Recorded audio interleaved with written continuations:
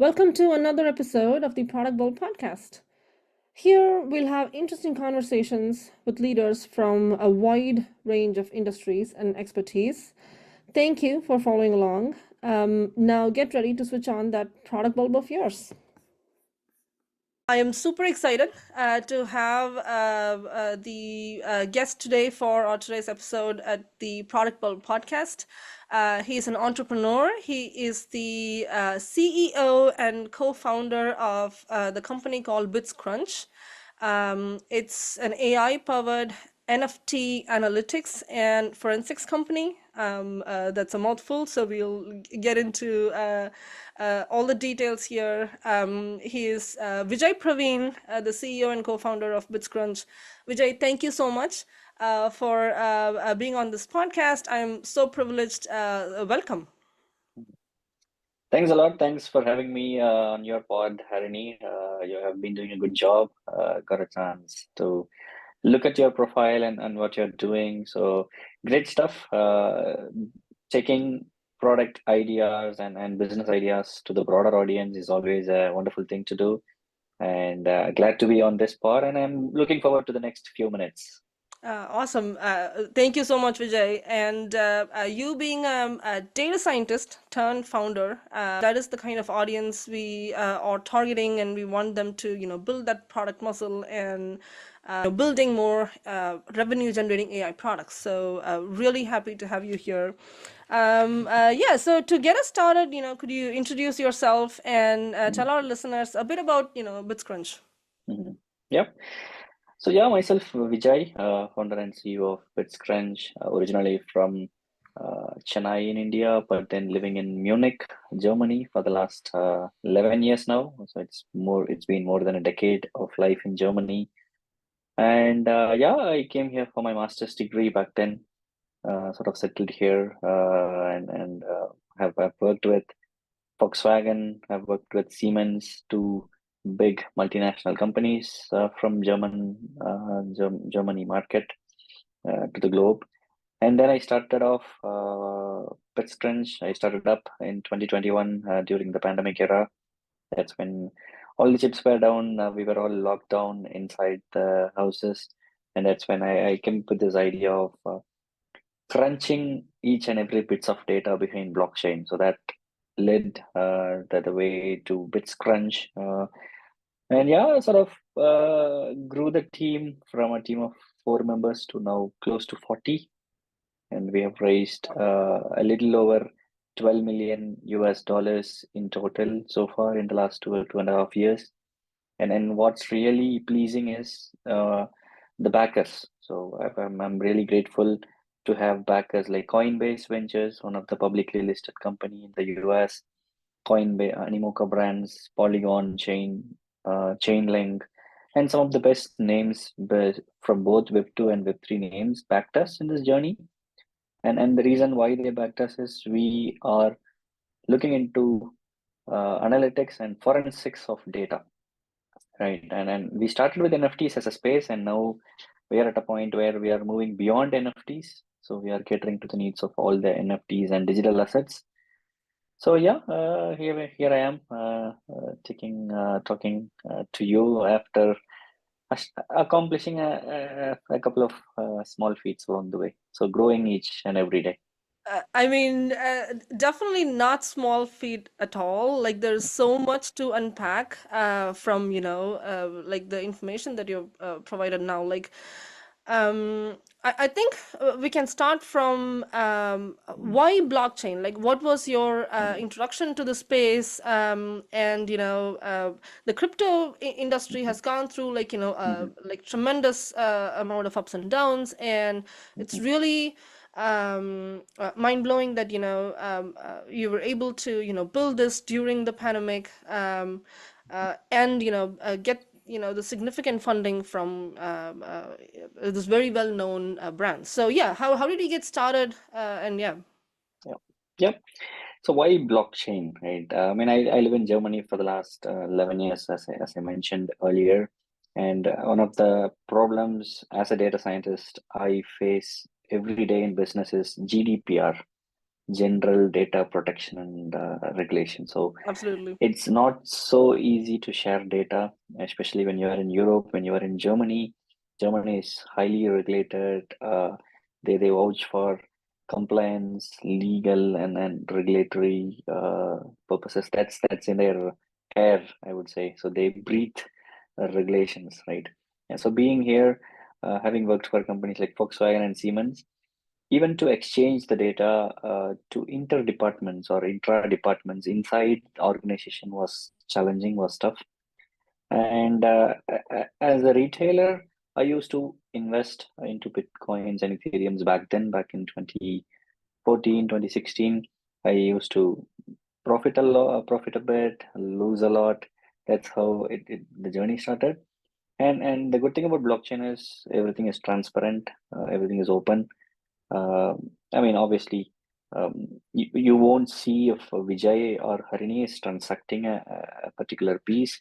It is just going to be some alphanumeric digits and crazy numbers out there. So blockchain is not human readable, but it is transparent and open. So while being at Siemens, I was constantly looking at blockchain space as a retailer, as an observer. And I mean, pandemic hit, so that's when we wanted to build something on data.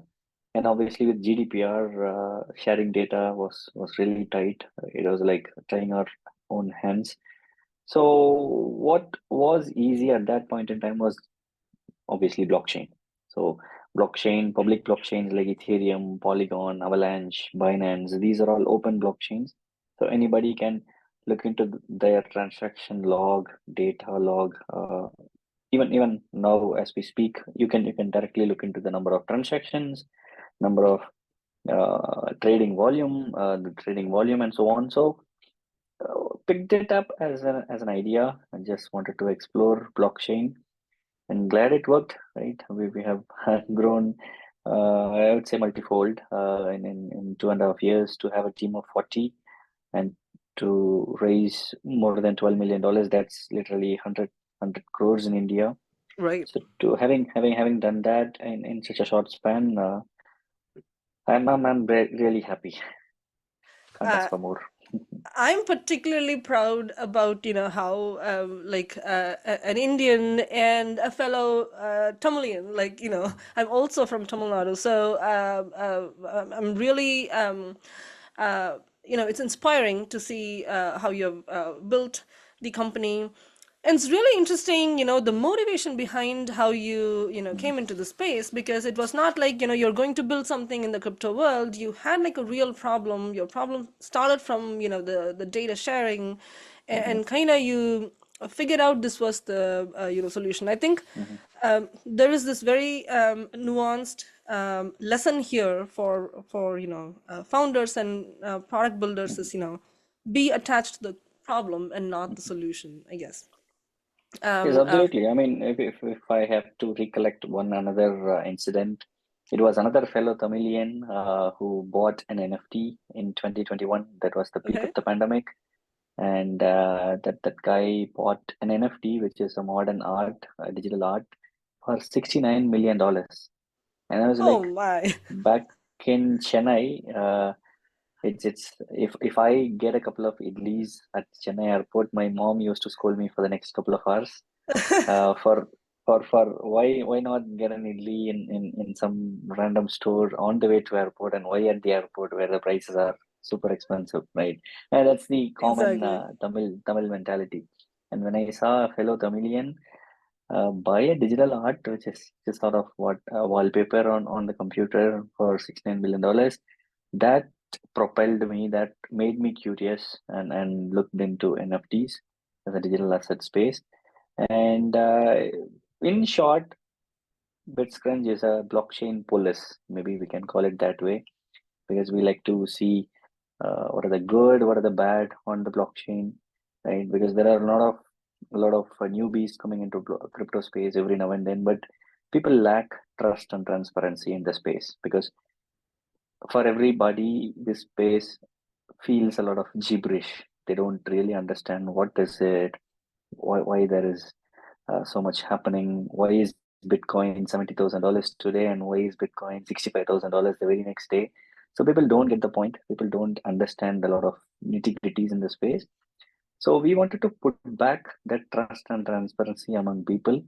Right. I started my journey with investment losses, but I was, yes, I was afraid, but that didn't drive me away from the space. I kept looking at the space. I understood why I lost that money, and I wanted others not to lose their money. So in a way, we wanted to build tools that make Vijay's and Harinis of the world uh, to make better investment decision on blockchain space. That is, I think, fantastic, and again, a lot of lessons and nuanced messages, from like exactly the points that you mentioned, and kudos to the other Tamilian, who inspired you. That's absolutely awesome. So quickly, I think a tangent to this. What was your story behind, how did you meet your founding team? Mhm, How was the journey of raising your capital mhm, look like? mhm, And this has a lot of, you could, like, dive into any specific stories that stand out, mhm, was it easier because you were in Germany? mhm, Were there any challenges, mhm, and some thoughts for future mhm, founders world mhm. over, I guess. Yeah. Yep. So I mean, when I started, my CTO and my co-founder is my classmate, batchmate here in master's degree. We were both doing masters at the same time, so I went up to him and said, why not? Let's try this idea. If it works out, let's be in a different zone in some years where we help out a lot of people um, gain more trust in the blockchain space. And he nodded immediately. He said right away, let's explore. And I met my other co-founder through LinkedIn. That's surprising. That's not common, Cool. right? So I met Saravanan over LinkedIn. So back then he was finishing up his master's degree in Ireland, Dublin, Ireland. And when I asked, are you gonna look for jobs in Ireland or are you also open for German market? And he said, I'm gonna start my own business. And that took me back. And I started conversing, and then we eventually ended up founding bitsCrunch together. So that's one of the messages that I would like to tell the other people building in the space. Never chase your co-founders. If it is meant to happen, it will. And don't force yourself to attach a missing piece on the pie, right? Because that's a common mistake that people do in the space. They go after co-founders and they try to fit someone who doesn't fit in, right? It has to happen naturally, and the wavelength has to be there, and that happened in our case. And earlier fundraisers was really difficult. I mean, I come from a very typical upper middle class family back in India, back in Tamil Nadu. My dad is a police, which eventually made me do blockchain police. My mom is a school teacher back in down south of Tamil Nadu. So from a typical family with no entrepreneurial background, it is the same with other co-founders as well. My other co-founder, my CTO, and the other co-founder, nobody had clue about raising funds or being an entrepreneur. And the initial raise was very tough. We got rejected multiple times, not once, twice. We got rejected multiple times because I wasn't sure about basic terminologies of startup back then. Because I used to do a 9 to 5 job at Siemens and Volkswagen, a typical engineer, a typical employee. And then when all of a sudden, when I wanted to raise funds, I was clueless. And good thing is, I don't worry about failures, right? If there is a failure, I'll try to latch on to the positives out of it, and I'll try to learn and adapt myself to what could have gone better, what could have been better. So that made me push myself to an extreme. So I ended up getting a seed fund about $750,000, close to $1 million. in 2021, mid 2021. And then end of 2021, we raised another 3.6 million dollars. And then came the blockchain down slope. A lot of projects crashed, a lot of companies failed. And eventually we raised another $4 million last year. So yeah, we sort of, I would say the initial step was the toughest. But then after that, I sort of groomed myself, made myself wiser and smarter to pitch, to convince investors and to build a product, right? I mean, because all these years we have been building product, and that is what the world sees at the end of the day. So it's not that you convince investors and get money and build nothing, where you have to constantly build, constantly develop a network. So today, bitsCrunch has a community of more than 200,000 people across social handles, right? We have a strong Twitter, more than 100,000 users, and Discord, Telegram. So blockchain is all about community. It's a community driven thing. It's unlike Web2, where community determines a lot of things in blockchain. And yeah, so to do all these in a matter of 2.5 years, like I said, I'm happy and proud about the team, entire team. Absolutely. I think again, tons to dissect here. The very first point you mentioned about not chasing the co-founders, I think that is such a good point. And I think a lot of initial first-time founders kind of get caught up in this loop. So yeah, I think that's an amazing point. And to your second, message in there, whereas having to step through, these each step of failure, and then figuring out, how do you proceed as you go. That is again, I think, an amazing message.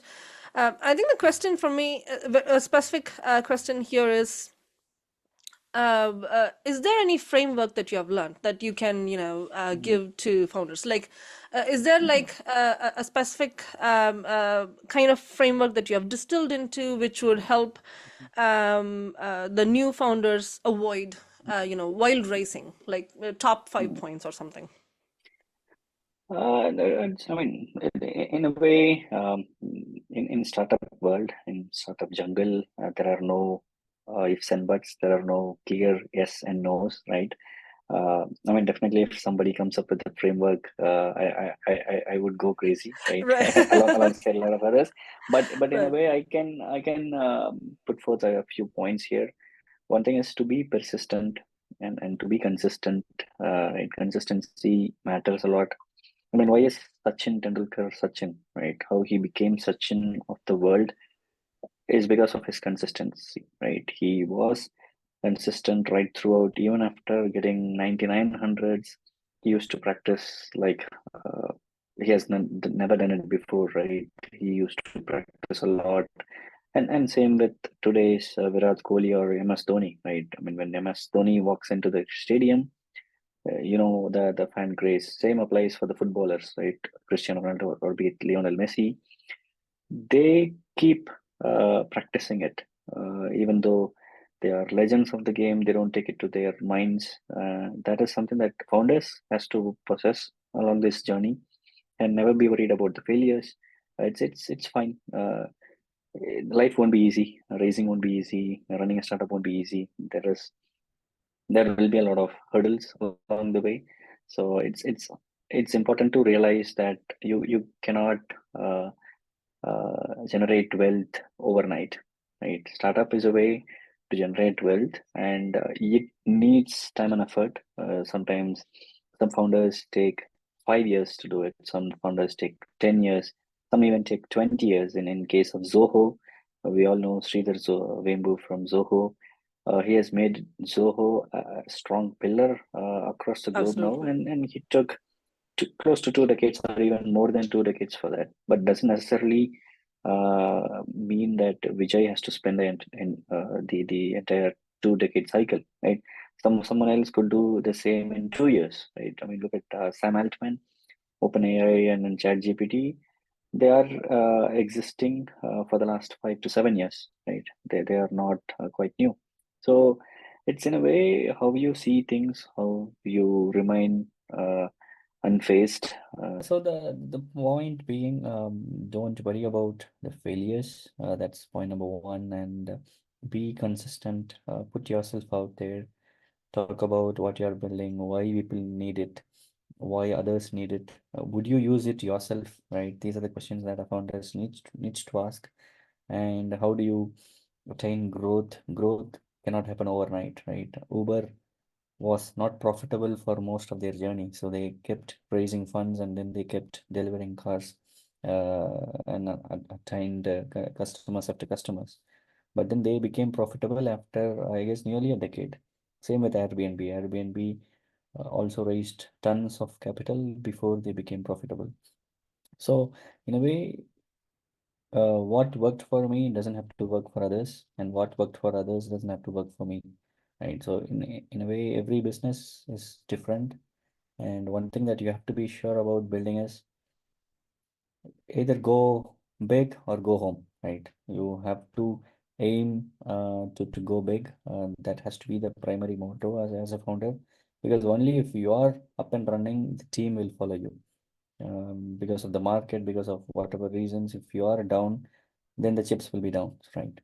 So yeah, these are the key lessons that I have learned over the years. Absolutely. No, thank you so much. And you're absolutely right. There's no, big framework. I thought I'll get a shortcut from you, but no.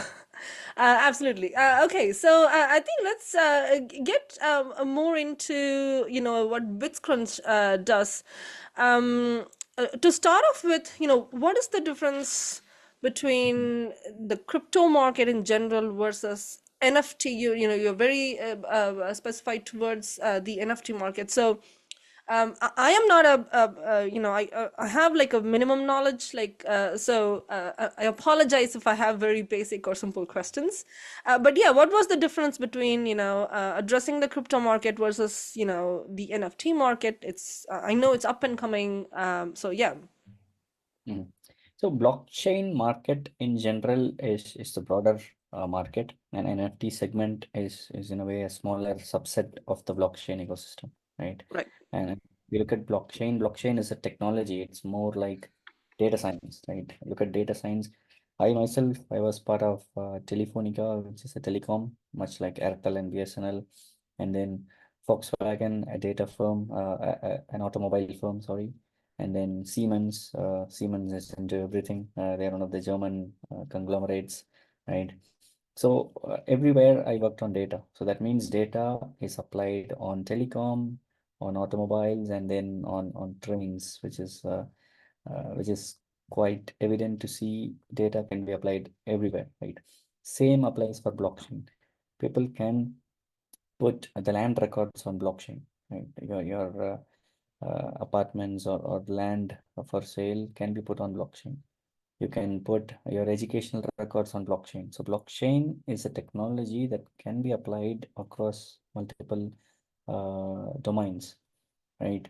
And cryptocurrency is a term that is actually drives people crazy. Blockchain is a tech, cryptocurrency is an instrument which people use as a financial incentive or building a product, right? Right. So that is a clear differentiator. And NFT is in a way is a digital asset. So today, almost what 80% of our lives have turned digital in a way, right? We are having this podcast over a Zoom call, which is totally not possible a couple of I mean, a decade ago. Let's put it that way, right? And then if you look at the food we order, we use Swiggy, Zomato, and whatever we Uber Eats to order food, and to travel we use Uber and Ola to drive from one place to another place.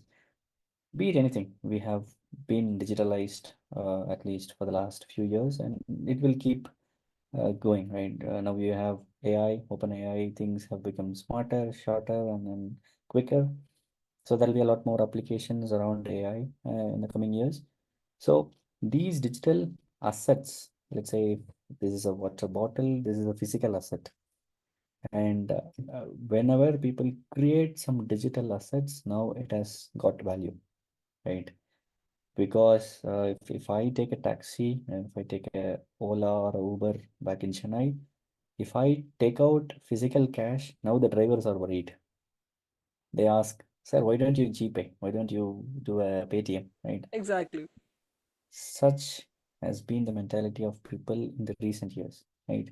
People trust your digital wallet more than a physical currency, and they don't take physical currency. They immediately say, this is the QR, please do Paytm, please do GPay, right? Right. And that has let people believe in the digital system. So it didn't happen overnight. It took at least a decade or two to come to this point.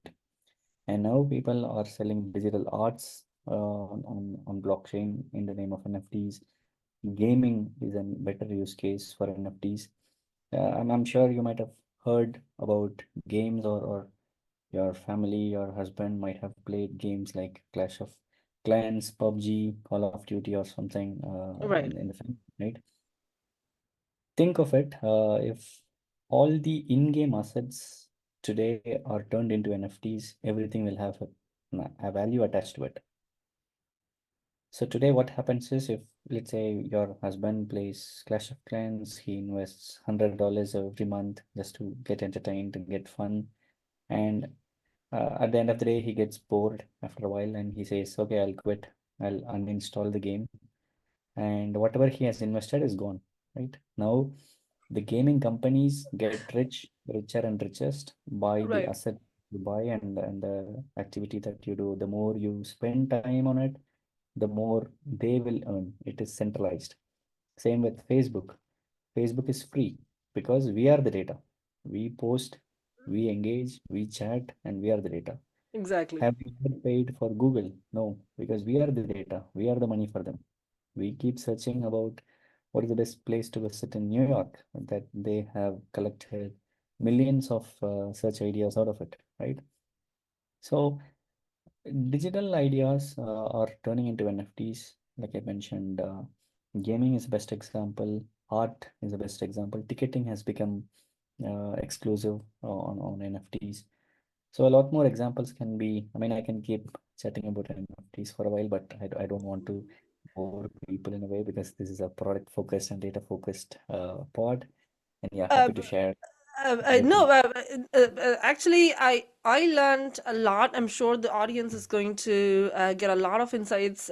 I think you touched a very good point. You actually started talking about, certain user segments that you are targeting. You were talking about gaming a lot, ticketing. So this, I think, is a good segue into how did you find your product market fit, or how long did it take for you to to find your product market fit? Was there like an initial user segment that you already had targeted? This was what was your idea and how did it pan out?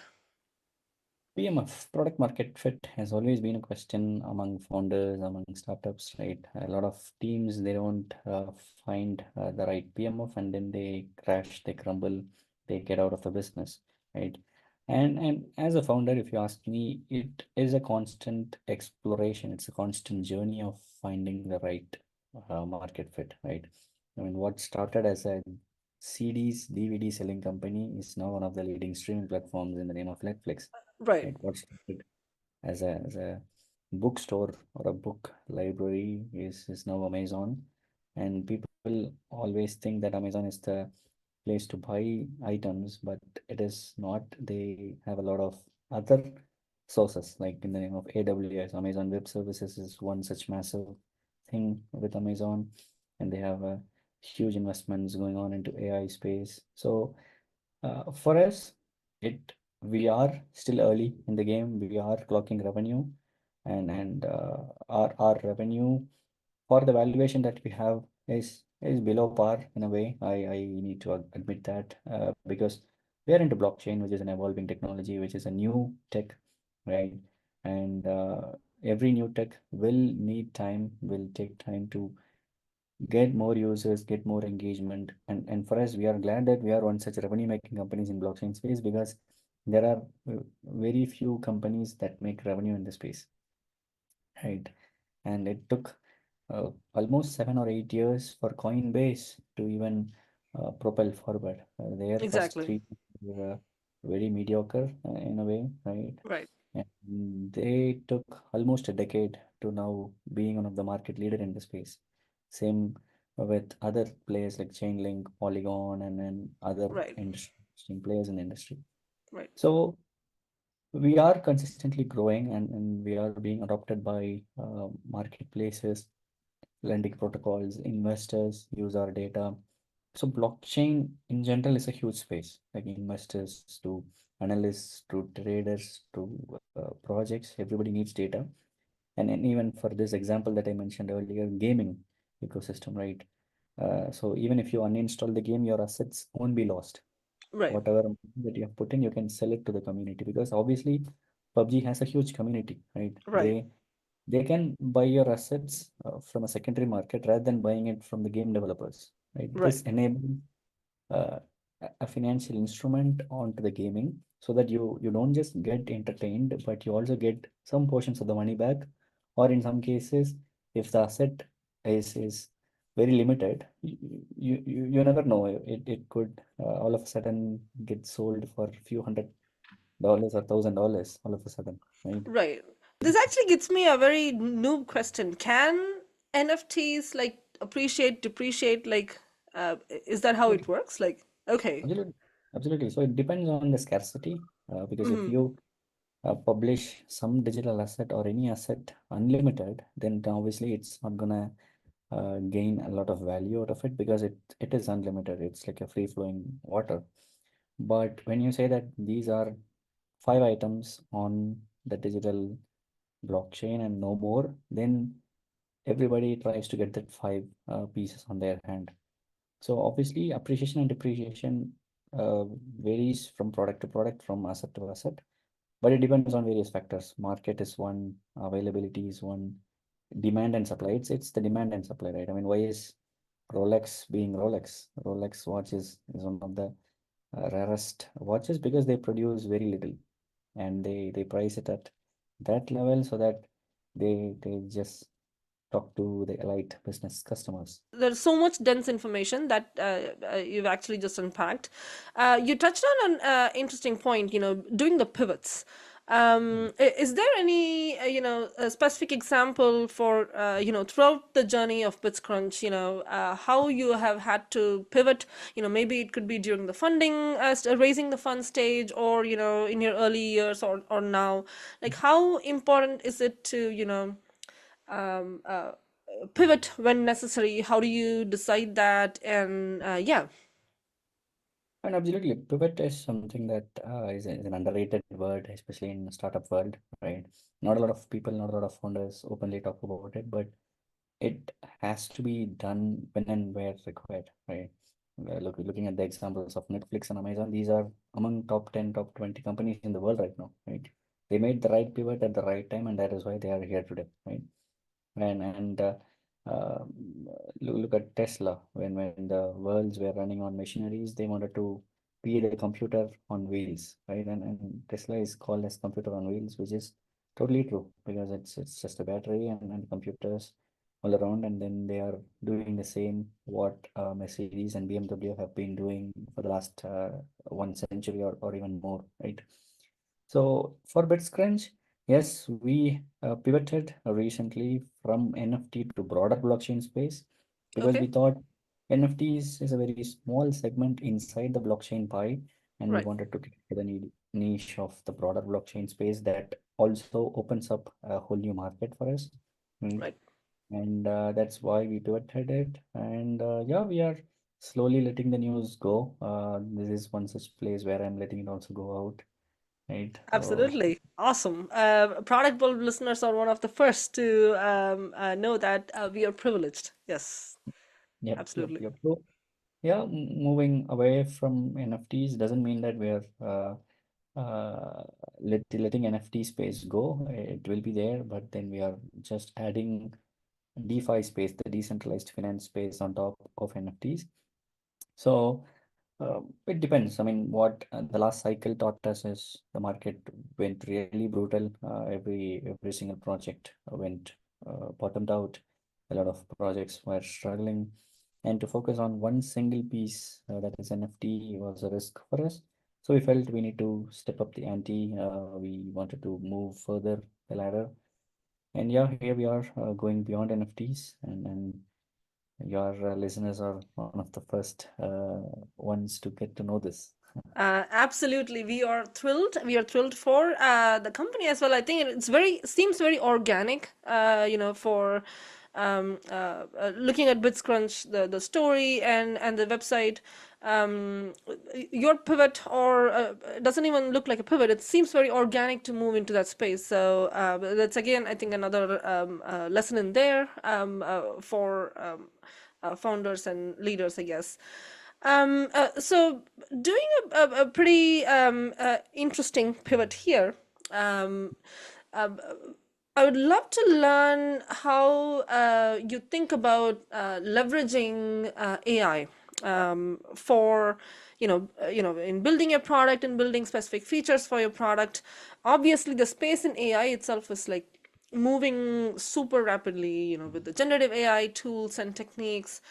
And your product is basically an analytics and like forensics. So it's very deep into data analysis of a specific set. So how do you keep on top of it? I think that's first question. And the second is your general thought process on applied AI for the space for the crypto analytics, I guess. So blockchain in general is massive, right? We have millions of transactions flowing through every minute as we speak. There are tons of money flow happening. Now that Bitcoin ETFs have been approved, all the massive names like BlackRock, Fidelity, and all these massive names who have done several ETFs like gold ETF, silver ETF, they Right. now have Bitcoin ETFs. So Exactly. millions, trillions, it's not millions, billions of dollars are already flowing in, and trillions of dollars are set to come in into the space. So to index these information to derive forensics piece is tough manually, right? If I sit and expand the team from 30 to 300 or to 3000, it's at the end of the day manually very cumbersome process to go through. And that's when we use AI. And again, we use AI not for sake of using AI because every company has been using it of late, but we have been one of the early proponents of AI back in 2021 since the inception of bitsCrunch.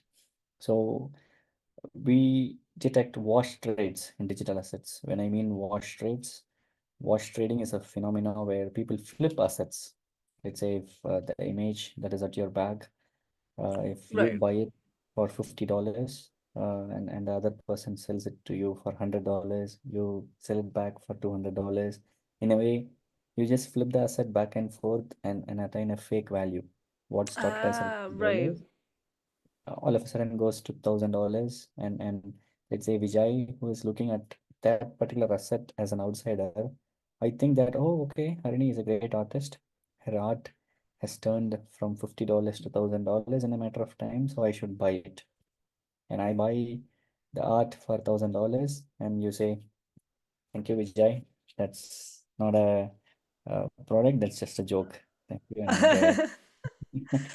uh, So but no, yeah, I can see how you'd be doing this, millions and billions of times for those many number of assets. Yeah. exactly. So, and there are millions of assets in the space, and we want to see what is the real asset, what is the fake asset, and people sometimes use IPs of brands. Let's say if I create an art and I use the famous McDonald's Golden Arch and I sell it for a few $100s, few $1,000s, and in a way, it's an IP infringement of McDonald's because McDonald's at the end of the day, they are not getting any money out of it. It is Vijay who is earning money out of an art which possesses IP of McDonald's, right? So we look into assets, we help brand IP infringement, and we work with lawyers here So for companies who are trying to step into Web3 space, we help them out, figure out if there is a brand IP violation. So in a way, to do all of these, we need AI, we need strong AI ML models, right? And that's what we have been doing over the years. And yeah, happy to be in a position today. There was a collection called Bruce Lee Digital Art Collection that recently launched by Bruce Lee's daughter. She wanted Okay. to leave her dad's footprints on blockchain, and we Wow. are their forensics partners. Whenever there is a IP infringement of Bruce Lee collection, Bruce Lee's art, we are the first ones to notify them as a business, and we also notify Harini's and Vijay's as end users. We tell, okay, this is a fake collection, please don't buy this, rather this is the original collection. Wow. That is first of all incredible. You know, showing a very specific example and how powerful that can be. This also shows, you know, the reach that this can have. Like, you know, you just showed a powerful example. Now any number of, you know, big enterprises, or you know, or private entities would need these kind of you know, services if they get into uh, you know, this area where they're going to have assets, you know, as NFTs. They would Mhm. need some kind of anomaly detection or some kind of, you know, policing, as you said. And uh, I think the market, just by how you mentioned, kind of exploded in my mind. Uh, that is really interesting. I think this leads to the next question. Do you have, are there any competitors in the space, or how, you know, how many players are there in the space, or are you like the one of the first ones who have, you know, figured this out, or yeah. Mhm. I mean, definitely competitors are there, and I love competition. I Right. love to have competitors because that is when you keep pushing yourself and go Right. beyond the other, right? And then you have Nansen is one of the really good companies out there. Dune Analytics is one. Chain Analysis, Chain plus Analysis. So Chain Analysis is in the US. They do Hmm. forensics work. And then there is Elliptic. Elliptic is another brand. So the common differentiator between all of these names and bitsCrunch is we are decentralized. We are uh, going bottom up, and they are centralized. So their CEO or the management gets to determine or have a say on what is going to be the business model and what is going to be the way forward. But here it is going to be the bottom up, where the community can come in and say, why not, let's do this, and then we sort of acknowledge and do that. Interesting. It almost leads me to think like a Reddit of the crypto space or something like that. Yes. Um, uh, The projects work this way. no, that's awesome, and also it's actually enlightening to know the differentiating factor Mhm. that you are going for in the market. Your segments have been really information dense. Like people can sit, pause, and listen. You know, try to understand, I guess. Awesome. The next question would be, you know, generative AI specific. Your thoughts on, you know, could this be used? Are you, you know, planning to use this kind of technology? Again, very specific question about, you know, the Mhm. output of generative AI being very, you know, probabilistic and generative in nature. So, you know, how trustworthy is it? Just your thoughts on responsible AI and all that. A lot of people are buzzing about Gen AI, and the next.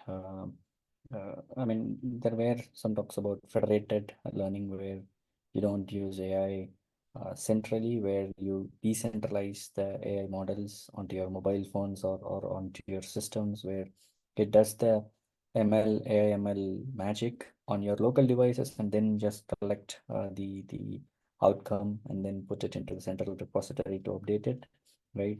And federated AI has been one, and now generative AI has been the most talked about in recent times. So yes, with AI, that's the beauty.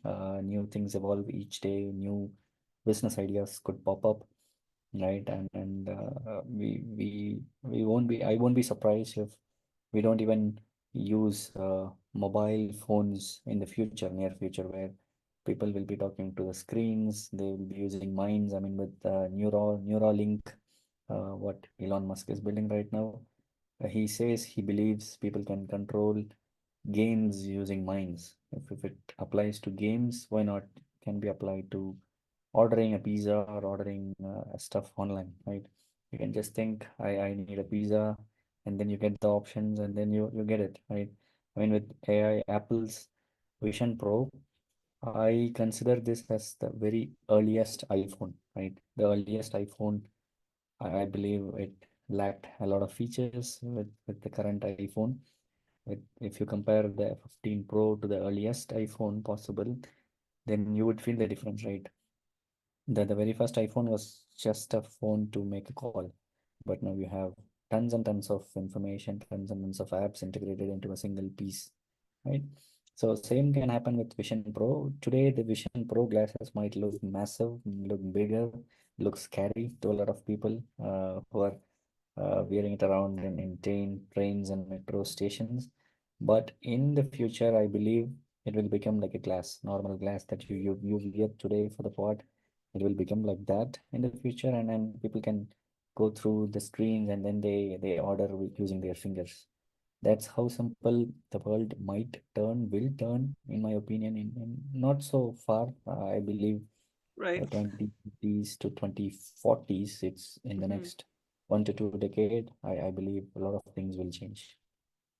No, absolutely. And I totally believe, software engineering or any kind of knowledge-based function would drastically change. I think that's my prediction, I guess. Awesome. I think we are coming to the tail end of the episode. So, last couple of questions. Um, I see you post a lot about, company culture, employer relationship, and how you're building a really healthy, culture within your company. So your thoughts on, how important is it for you? How important is it for, upcoming founders? Hiring practices in general. Your thoughts as a leader. Yeah, I mean, as a leader, I wanted to share things that are hot on my plate as early as possible or as fast as possible, right? I don't want to sit back and relax and talk about all these when I am 50, when I am 60, right? That's how I have seen a lot of entrepreneurs do. I mean, I mean, no complaints about they being them.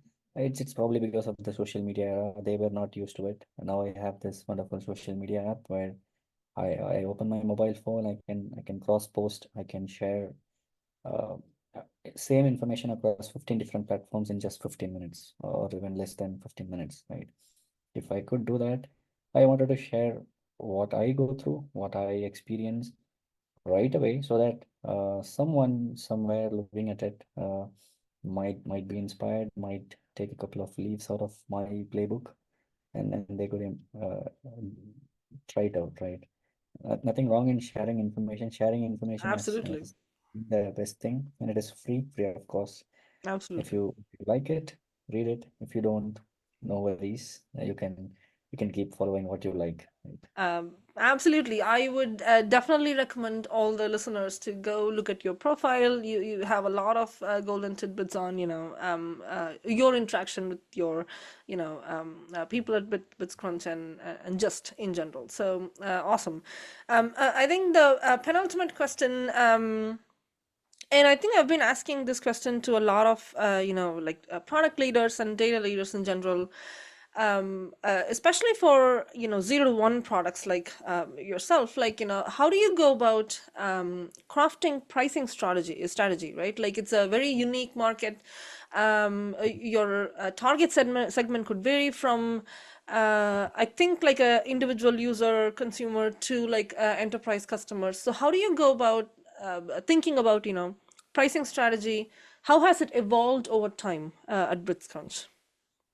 I mean, pricing strategy is again an evolution, right? We have modified the pricing at bitsCrunch, I guess, 4 times or 5 times over the last couple of years. And it's a constant exploration. You talk to customers, you adapt. Some customers may be willing to pay a few $1,000s, $10,000 or $20,000. On the other hand, some customers may not be able to pay $500 or $600 a month, right?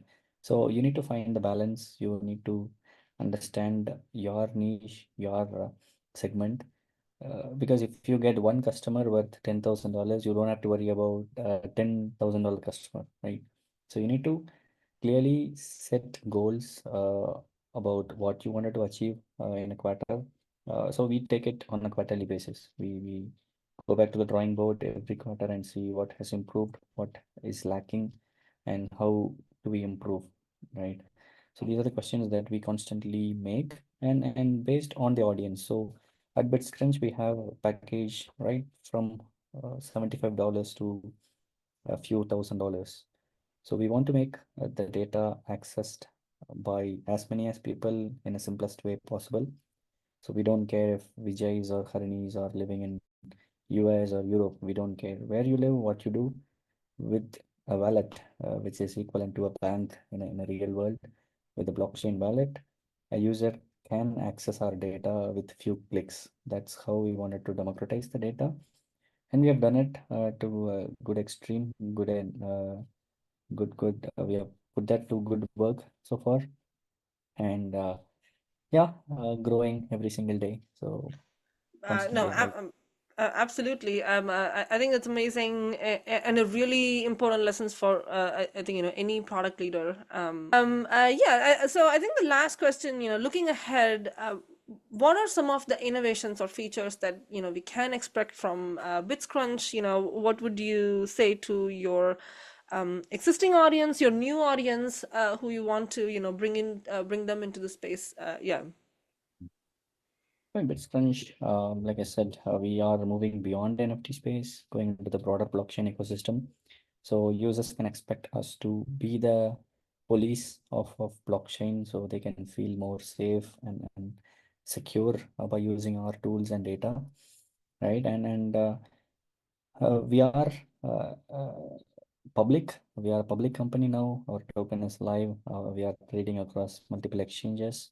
So you can expect us to launch in various regions, geographies.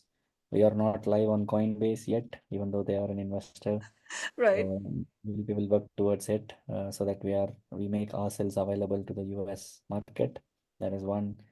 And whatnot, you can constantly check, follow bitsCrunch for the latest updates. And like Harini mentioned, you can also follow me on LinkedIn, where I already have more than 50,000 followers. So glad to welcome you among those big family. Absolutely. Again, congratulations, Vijay, for creating this amazing company, and also coming on to this podcast, giving us so many golden tidbits on multiple areas where a founder can concentrate on. And yeah, so before letting you go, I ask every interviewer this question: what is Mhm. your one favorite product? And you cannot say your product.